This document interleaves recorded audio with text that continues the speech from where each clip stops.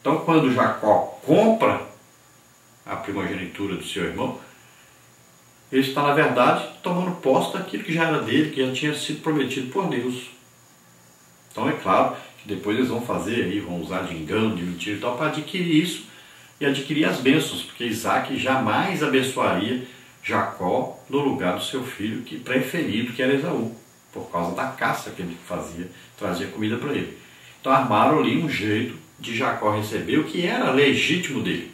Ele havia comprado e também Deus havia prometido antes de ele nascer. Agora também, José não é, humanamente falando, o filho primogênito, mas é ele que é uma das melhores promessas, porque na justiça de Deus, ele é o filho primogênito, ele tem o direito, na verdade. E mesmo que não fosse, Deus daria o jeito dele receber as bênçãos superiores, né? Tanto é que José se destacou entre todos os seus irmãos e foi cuidar ainda dos seus irmãos depois, porque José se tornou então o governador do Egito, trouxe todos os seus familiares e foi cuidar deles ali na terra do Egito. E nós vamos ver outros, muitos outros, né? Assim como, por exemplo, os 2 filhos de José, que são colocados para fazer parte aí das tribos de Israel, né? Porque a tribo de Levi não tinha parte na herança, a herança deles era Deus, tinham as cidades que eles cuidavam, né? Que plantavam, cuidavam e tal. E também o José não tinha uma tribo chamada José. Então o que Deus fez ali? Deus fez com que Jacó, antes de morrer, abençoasse os filhos de José e colocasse esses 2 filhos de José, Manassés e Efraim, como se fossem os seus próprios filhos. E então esses 2 filhos de José herdaram lá 2 tribos de Israel, né? Tem a tribo de Manassés e a tribo de Efraim. Manassés são 2 tribos, aí, uma de um lado, outra do outro, dividiram em 2. Metade de uma tribo ficou de um lado, você olha no mapa, e outra metade do outro lado. E tem aí Efraim, que é bem encostadinho aí na tribo de Judá, né? Onde Jesus é descendente aí da tribo de Judá, onde existiu o quê? A cidade de Belém. Vamos ver então o tópico 2, filho da decisão. Talvez o seu nascimento tenha levado Jacó a munir-se de uma firme atitude diante de Labão, seu sogro. Deixa-me ir, que me vá ao meu lugar e à minha terra. Gênesis 30, 25. O filho do coração mexeu com a alma do patriarca que, por longos anos, achava-se exilado em Padan Aram. Enfim, chegara a hora de retornar à casa de Isaac, seu pai. Então o nascimento trouxe tanta alegria, tanto vigor, tanta animação para Jacó, que ele tomou coragem agora de sair ali de Padan Aram e voltar à terra de onde ele saiu, depois de ter ali enganado seu pai para receber as bênçãos, né, da primogenitura, e o seu irmão ter prometido matá-lo. Então agora ele volta.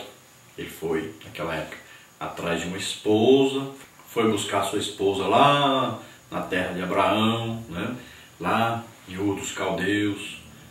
E ali então nós sabemos que Labão, que era irmão da sua mãe, tinha uma filha, né, e chamada Raquel, onde Jacó então casa com ela. Então veja só que, além de casar com a Raquel, é claro, foi enganado, pegou também a irmã da Raquel, a Lia, e ali as suas concubinas e tal, e aí a família foi crescendo. Quando José então vê que nasceu seu filho, da sua esposa amada, ele então toma coragem agora de ir embora com a sua família e voltar à terra onde ele estava antes, e voltar o quê? Para a terra prometida por Deus ao seu povo. Então José vai agora voltar para o lugar que ele deveria realmente ficar, e ali onde existia altar, existiam vários altares levantados por seus pais, e ali era a terra que Deus prometeu para eles. Então ele vai voltar e assumir o seu lugar, sua posição dentro dessa herança que Deus havia prometido. Tópico 3, filho dos sonhos. Já deixando a adolescência, José teve 2 sonhos. Assim, ele relata o primeiro deles aos irmãos. Eis que estávamos atando molhos no meio do campo, e eis que o meu molho se levantava e também ficava em pé, e eis que os vossos molhos o rodeavam e se inclinavam ao meu molho. Gênesis 37, 7. Embora campesinos e rudes, eles não tiveram dificuldades em interpretar-lhe o sonho. Tu deveras terás domínio sobre nós? Gênesis 37, 8.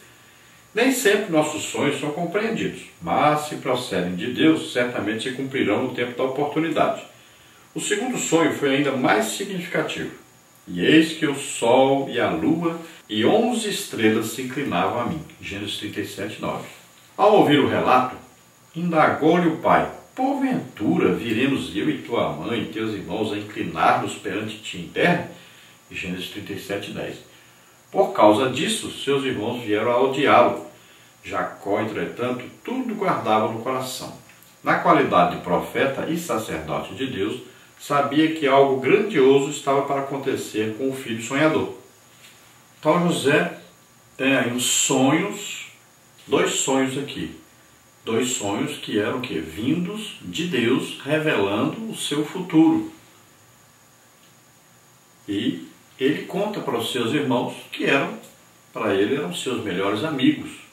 Então, inocentemente, ele conta, nem pensando, nem tendo a maldade de que eles ficariam chateados com isso e veriam que ele estava querendo ser maior do que eles. É isso que eles pensavam. Então, ele revela esses sonhos e eles ficam já vendo o pai deles amando mais do que a eles, dando para ele uma túnica e um presente que era considerado um dos maiores presentes na época. Já estavam chateados com isso. E agora ele vem ainda dizer que eles vão se dobrar diante dele, que ele vai ser superior a eles. Então eles ficaram mais chateados ainda. Depois, para completar, já estava a situação ruim do jeito que estava. E ainda recebe outro sonho de Deus, dizendo que até o pai, a mãe, todos se dobrariam diante dele. É claro que sua mãe, morreu antes de ver isso, mas quando a Bíblia diz, está dizendo que o Benjamim, seu irmão, se aproveitaria disso também, dessa situação de bênção de José. Então, veja só que a situação fica pior ainda.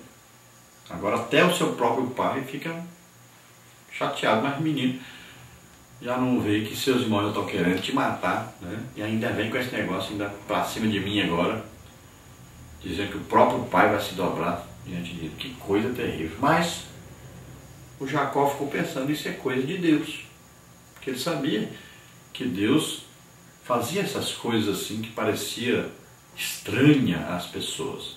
Então ele já ficou ali pensando, o que será isso? O que vai acontecer? Mas esse menino foi chamado por Deus, tem aí uma missão de Deus para ele. Então ele ficou aguardando, esperando o que ia acontecer no futuro. Então na parte 2 vamos ver aí um escravo chamado José. Tópico 1, o preço de um jovem. Tópico 2, a pureza de um jovem. E temos aí no tópico 3, a prisão de um jovem. Então, se em casa era o mais querido dos filhos, no exílio José teria de experimentar as angústias de um escravo. O Senhor, porém, era com ele. Tópico 1, o preço de um jovem. Os irmãos de José venderam-no a uns mercadores ismaelitas por 20 ciclos de prata. Gênesis 37 e 28. Avaliaram-no abaixo da cotação do mercado para a compra de um escravo. Êxodo 21, 32.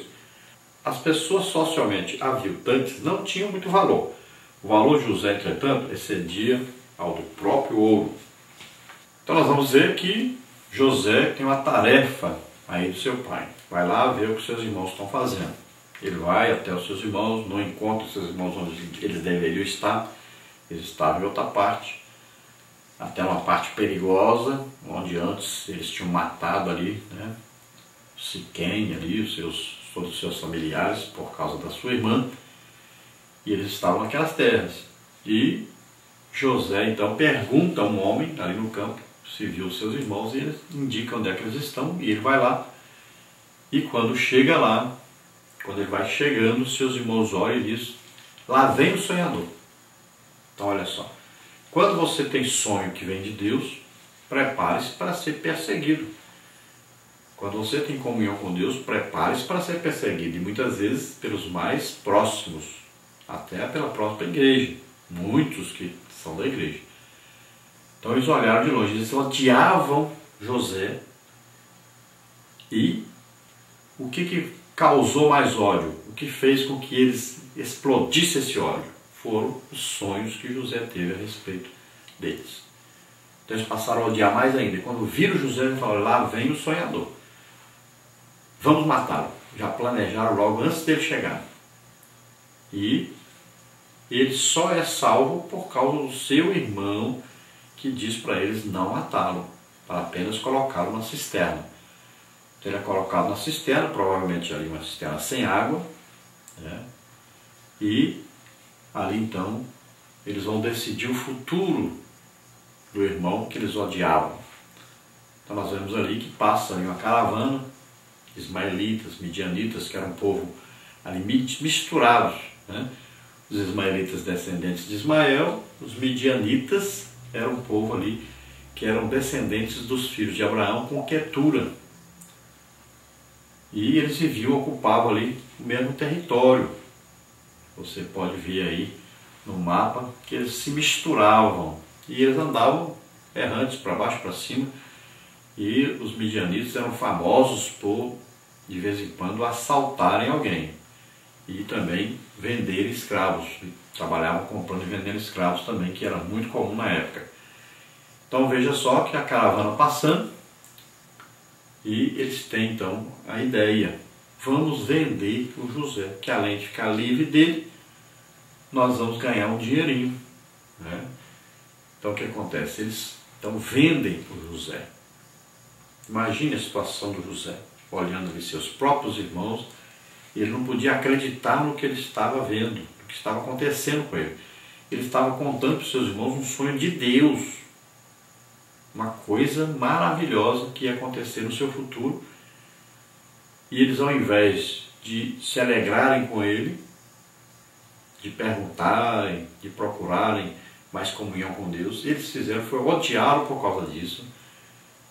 E ele queria despedir pelo menos do seu pai, ele queria pelo menos despedir ali de todos os seus familiares, ele tinha vontade de pelo menos estar a última vez com eles para despedir, mas não foi possível.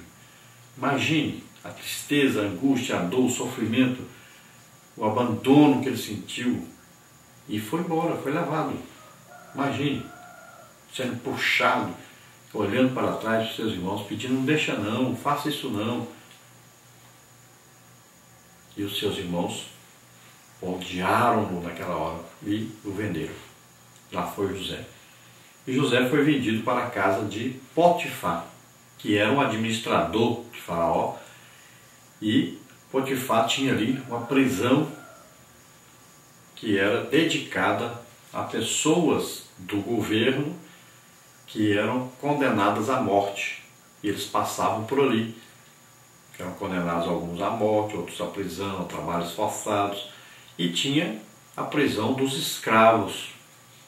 Ele cuidava dessas prisões, dessa organização aí. Então José é colocado nessa prisão ali dos escravos, e ali José vai trabalhar para Potifar. E logo Deus dá a ele inteligência, sabedoria, e ele vai trabalhando e ele se destaca. Ali Potifar vai ver que José não é um escravo. Ele não tem nenhum tipo de característica de um escravo. Ele trabalha com prazer, com alegria, com amor, com dedicação, porque ele está trabalhando para Deus e não para um homem. Então José pegou aí o preço, né? Foi vendido por 20 ciclos, que na verdade um escravo valia naquela época 30. Mas como José ainda era muito jovem, então o preço foi combinado aí, 20 ciclos, e ele foi vendido então. Tópico 2, a pureza de um jovem. Quem serve a Deus prospera até mesmo na servidão. Não sabemos o preço que Potifar ofereceu por José, mas logo descobriria ter adquirido um bem muito valioso, pois tudo que o jovem hebreu punha-se a fazer, prosperava. Gênesis 39, 6 e 7. Quem serve a Deus prospera em qualquer circunstância.